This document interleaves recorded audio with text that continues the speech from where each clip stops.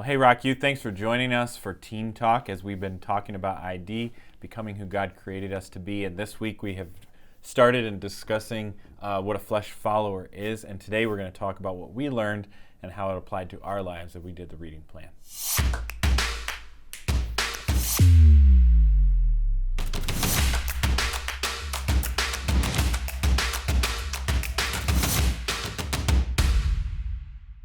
This week was a challenging one to read through. Yeah. And the reading plan was a little different because every day we stuck in that 2 Timothy 3 passage. You're like, I'm annoyed reading this probably.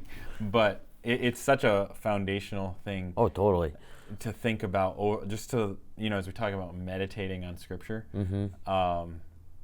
that's one that has been near and dear to my own heart because he talks about in the end times there'll be lovers of pleasure rather than lovers of God. Yeah. And when I look at myself, when I look at our society and where we're at today, that's where we struggle. Oh, big time.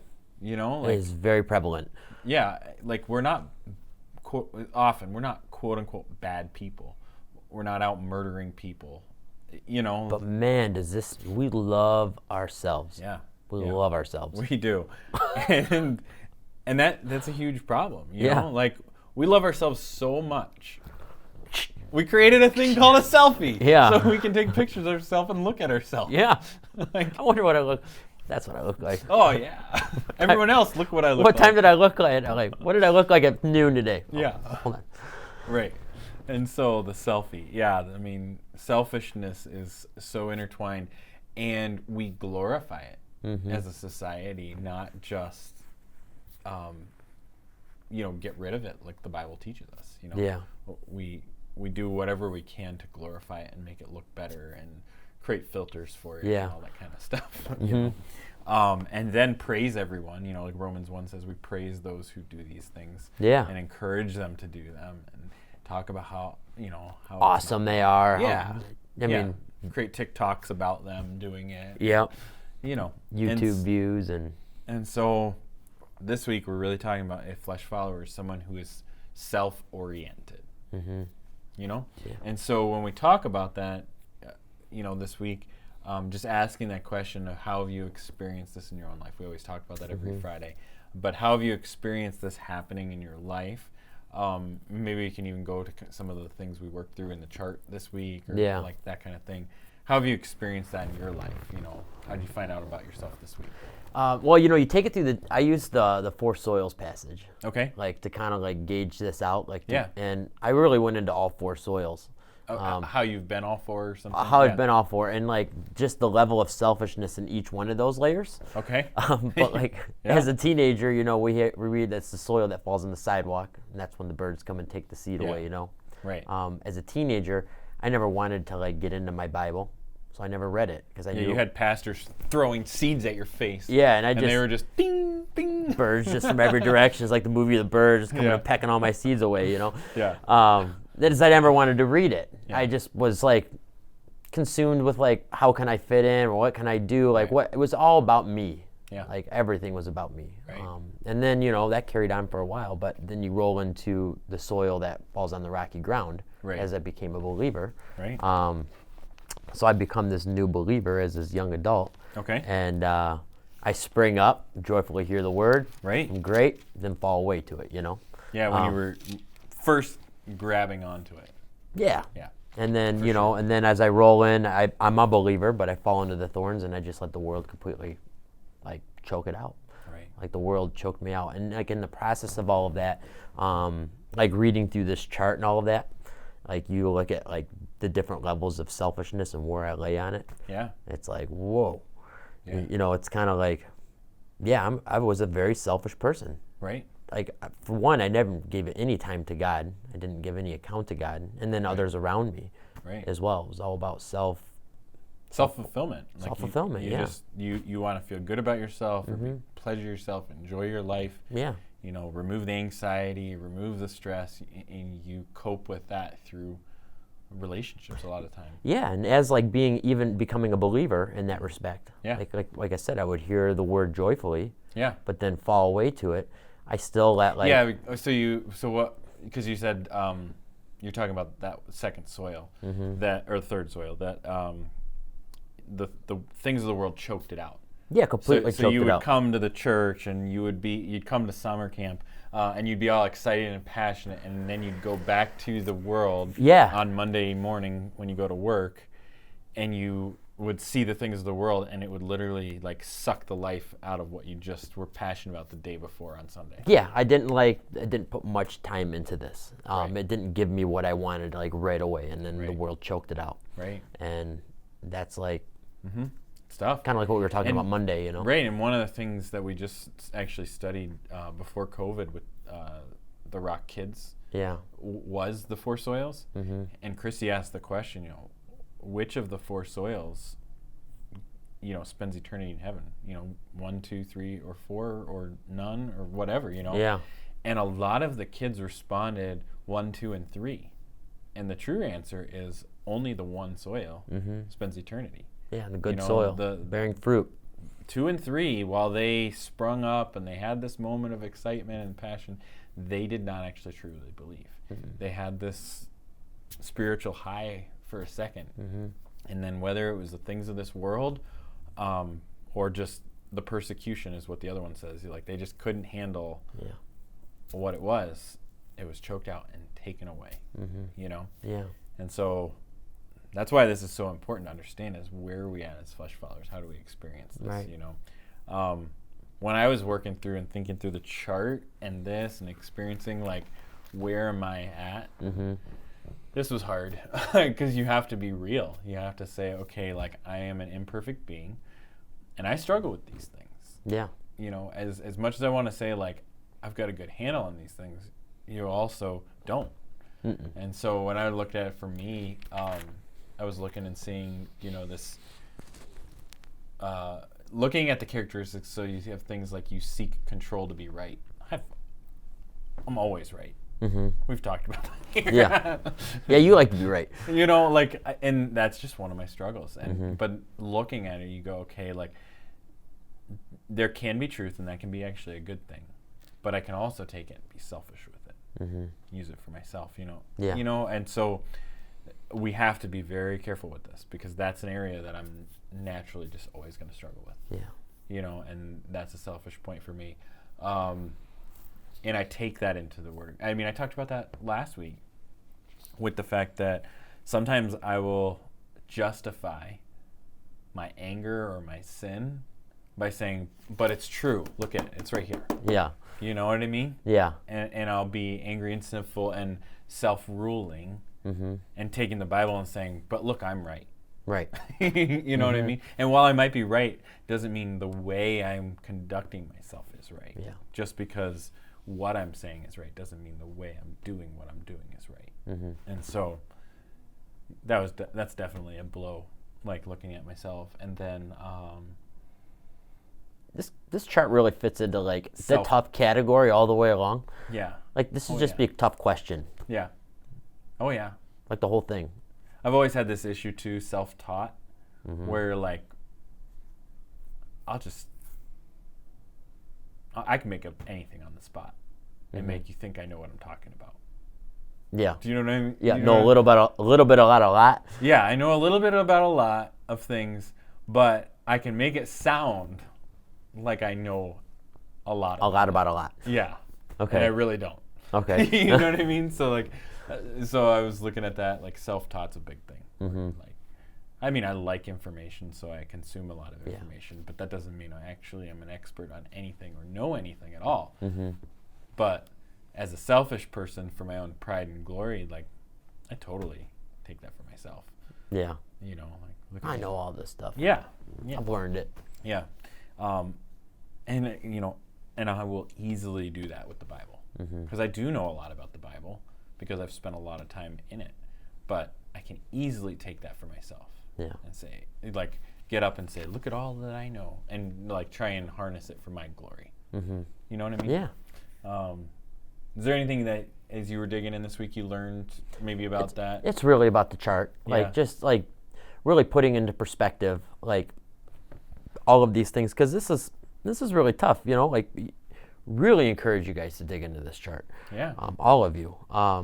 But for, so for me, like being self-sufficient, I'm a self-sufficient and more of like a self-taught person. Yeah. And like, I would actually like think myself in a way, like being self-sufficient, like, oh, I'm not being selfish by not like putting it on others in that regard. Yeah. And then through the process of all of that, like, I'm just total selfish all the way down. Like you look at the categories of this, like I'm seeking independence, but like my fear is dependence, and then others experience are ignored or unappreciated because of me being this way. Cold, distant, like that's totally where I was, So really, like for me, just putting that into perspective and like absorbing this chart and like putting my life through it, filtering my life through it, and showing how. Well, that's the thing is you can look at any of these on the list, and you can you can really just it becomes almost a gauge, but you can say, okay, if it was from 0 to 100 on self-centered, I'm probably a 2 or something like that. Right. And then when you get to what was the one you're self-sufficient? Self-sufficient And and you're self-taught. probably like, well, that I'm probably a 9. Like I think we can see our selfishness in each aspect, and it's just a different gauge on the slider of like where we're at with each one. Yeah, and although it may have been worse back in the day, as like earlier on, like as really horrible as a non-believer, but then as becoming a believer, maybe it's not as bad, but just feeling like you're doing well with your relationship with God, and He's searching you out, and you're still finding these selfish aspects in my life. Like He's like that's like Psalm 139, search my heart for anything that's in it, And really, what it comes down to is, you're seeking your own pleasure, like your own fulfillment in all of this, and you're not seeking, God's glory with all of it. Like, what is God? What am I doing for Him? Right. Yeah. And we talk about like James 4 says, you pray and don't receive because you ask with wrong motives, seeking to spend it on your own pleasures, and that's what we come to with this, the passage today, or this whole week of 2 Timothy 3, and just like, what does it say? They act religious, but they will reject the power that could make them godly. Like often I feel like that's who we can be, which like leads me into like this passage is my favorite and my toughest passage this week. Yeah, it's kind of like the flip. Because it's my favorite because being this opinionated, self-taught, like I like bold, get in your face, like just tell me as it is kind of things. Yeah. And this passage does that. Yeah. But then at the same time, it becomes my toughest passage because then I go, whew, do I just look religious or am I truly...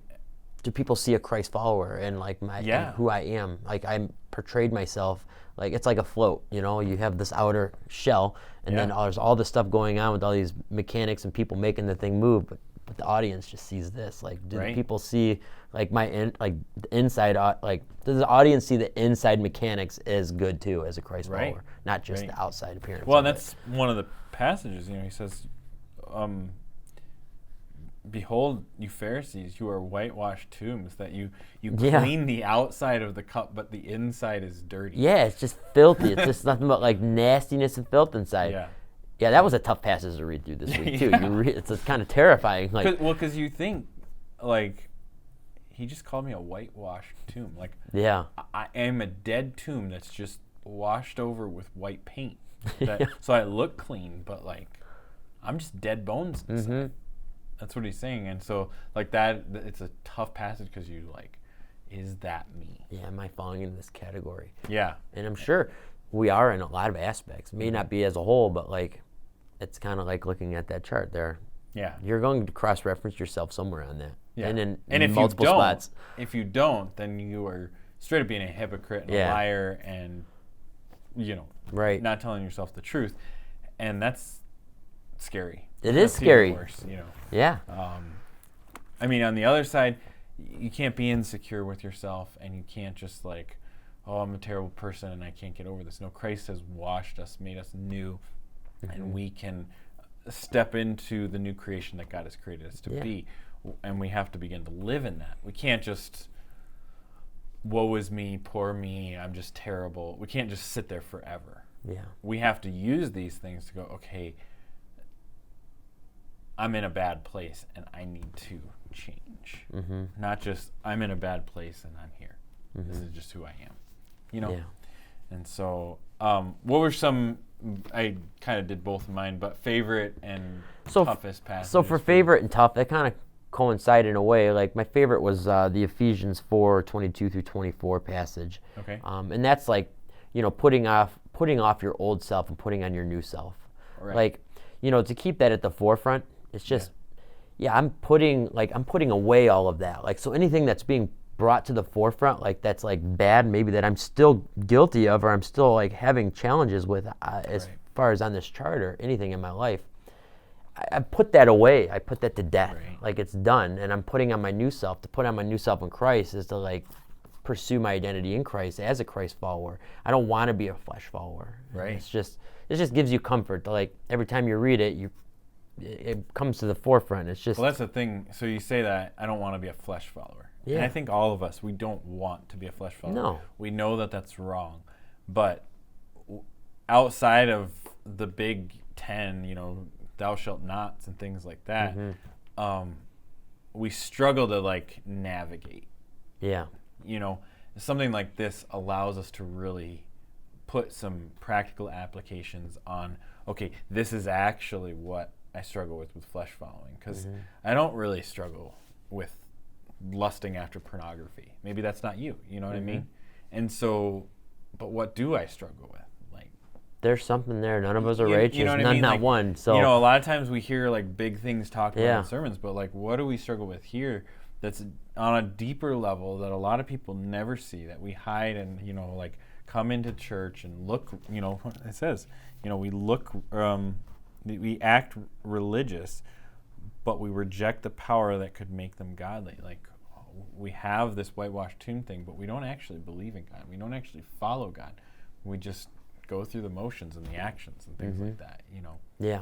And that becomes a challenge to think about in our own walks and, where you guys might be and what you struggle with. And so I hope that this whole series is really challenging you to think about what identity you truly have.